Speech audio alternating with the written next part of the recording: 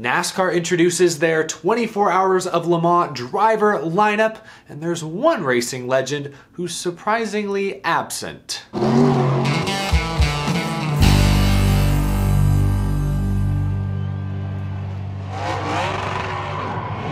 How's it going, y'all? My name is Eric. Welcome to Out of the Groove, a rare Saturday edition. Well, it is a fairly special Saturday if you're an American motorsports fan. By the time this episode comes out, the 24 Hours of Daytona, the Rolex 24, should be green. Here's a look at where and how you can watch the race. All 24 hours are streaming on Peacock, but as you can see, NBC USA, they'll also have coverage at different hours, different time slots. So that's happening. I've seen a few tweets from people on the ground like Parker Kligerman saying today will be the largest crowd in the 61-year history of the Rolex 24. And then I saw this one from fellow YouTuber David Land, who tweeted, biggest Rolex crowd I've seen yet. This place is packed. I was trying to find an official report anywhere, maybe they'll mention it on the broadcast if this is in fact the largest crowd in Rolex 24 history, but certainly many of the pre-race shots look great, look spectacular. I agree with Kligerman's tweet that motorsports in America do seem to be on the uptick.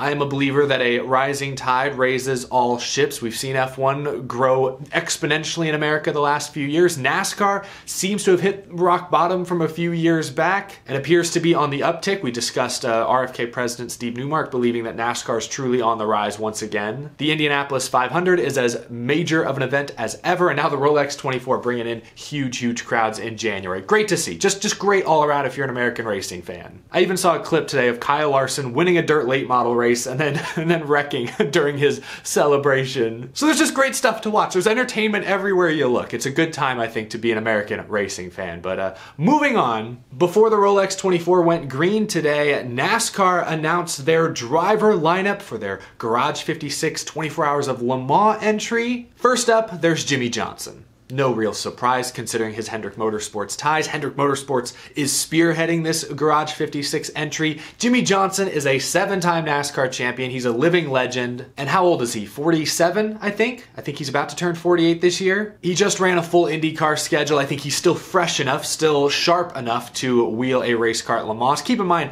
the Garage 56 entry, it's more of an exhibition slot. You're not really racing anyone. You're not actually part of the overall competition. It's reserved for cars, for entries that are displaying some new technical innovation. It's not there to win the race. It's not in contention to win the 24 Hours of Le Mans. It's just there to race. It's just there to show off. And I think Jimmie Johnson is more than capable of doing that job. NASCAR legend, NASCAR 75th anniversary season. Great pick. No surprise there. The second pick, also no surprise, Mike Rockenfeller. He's actually won the 24 Hours of Le Mans before. He's done nearly all the testing for this Garage 56 entry. He's run the Rolex 24 the last couple of seasons actually with Jimmie Johnson on the same team. So he's got connections to Hendrick, he's got connections to Le Mans, and of course he's already been working with Garage 56, with Hendrick, with GM, with NASCAR for many months now. So not a surprising pick whatsoever, another solid one. The third and final pick though, I think kind of came out of left field. 2009 Formula One World Champion Jenson Button will be the third NASCAR Le Mans driver. I say came out of left field because Jenson Button, while obviously he's a world-class race car driver, nobody would debate that,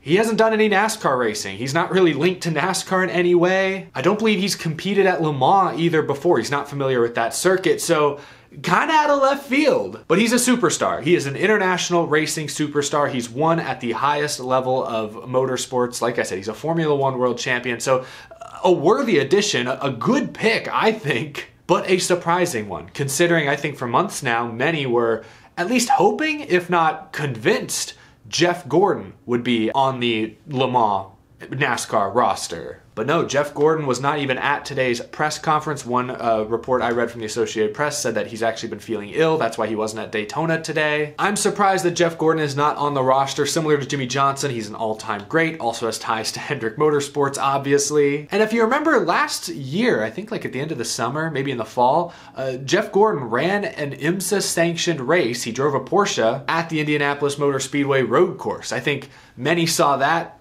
outing as kind of a warm-up, a test session, getting Jeff Gordon back into racing shape so that he would be able to test the Garage 56 car and then race the Garage 56 car at Le Mans. But no, either that was never the plan, or maybe that outing at Indianapolis just didn't go super well. Jeff Gordon is now in his 50s. Jimmy Johnson, I mentioned he's 47. He's getting up there, but he's raced a ton in the last year. Jeff Gordon hasn't raced in NASCAR in like 6-7 years now. He is much further removed from the driver's seat at this point than Johnson, Rockefeller, or Jenson Button. So I understand why Hendrick would leave him off the roster. I saw a couple people talk about this on Twitter, so I went back to look for myself. But Jeff Gordon, just a few nights ago, was actually on the Jimmy Fallon show promoting the NASCAR 75th anniversary season, all that stuff. And I think this quote kind of sums up why he's not racing at Le Mans. Gordon told Jimmy Fallon, quote, "I did a race, a sports car race this last year, and it did remind me how hard you have to work because I got beat pretty bad. I just love getting in the car and the fun of it is what got me into racing. I just don't want to do the high level of competition."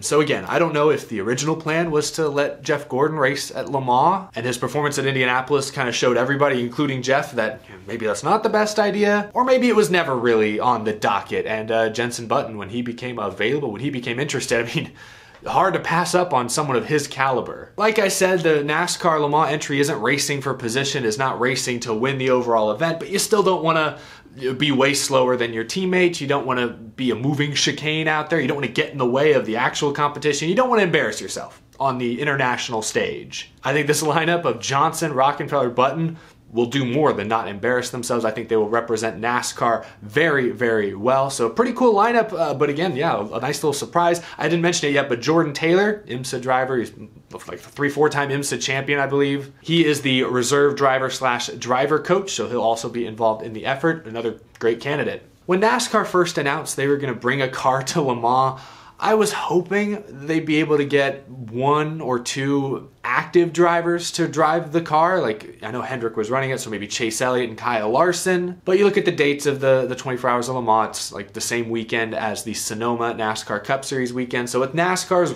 rigorous week after week schedule, I don't think that was ever going to be possible, unfortunately. I still think this whole effort is really interesting. Like, what does NASCAR hope to gain from racing at Le Mans? I mean, obviously they've been doing all this road course testing with the Garage 56 car, and some of the things they've tested on that car, they've actually now tested on real Cup cars. They did at Phoenix this past week. So maybe it was just an opportunity to get more testing time, to test some new things for road courses or short tracks. Perhaps that's a huge part of it. But bringing a car, an entire effort overseas to France to race in the largest, the biggest endurance race on the planet, there's got to be more to it than that. Like, NASCAR obviously is trying to promote its brand internationally, but to who specifically? Like, are they trying to appeal to international fans? Get fans in Europe to tune into NASCAR races? Maybe, I'm not sure. I think they're more trying to appeal to international drivers. We saw Kimi Räikkönen come over and race at Watkins Glen this past season, and he seemed to have only positive things to say about his experience, despite being crashed out, unfortunately. NASCAR may be looking at Formula One and thinking, hey, maybe we can turn our property into more of a global brand. I know there are a lot of longtime NASCAR fans who will hear those words and will just groan. Sounds a lot like Brian France trying to expand and just make the pie bigger for everyone. Maybe it's all just a vanity thing. This is NASCAR's 75th anniversary season. They want to do something big that's going to grab headlines. It's the 100th 24 Hours of Le Mans this year as well. That's a special event, a special occasion. Maybe NASCAR is doing this just to look cool and to look cutting edge. NASCAR, I think, compared to other major motorsports, has always kind of appeared to be behind the times a little bit, living in the past. NASCAR looks cool on the world stage. It looks cutting edge. It looks modern. They're racing at Le Mans. It has a Garage 56, an innovative entry. I think there are a number of benefits. It's really interesting that this is even happening in the first place. Just trying to figure out exactly what the actual end goal is here. I want to know what you think down in the comments below. I spitballed, threw out a few ideas, some conspiracy theories.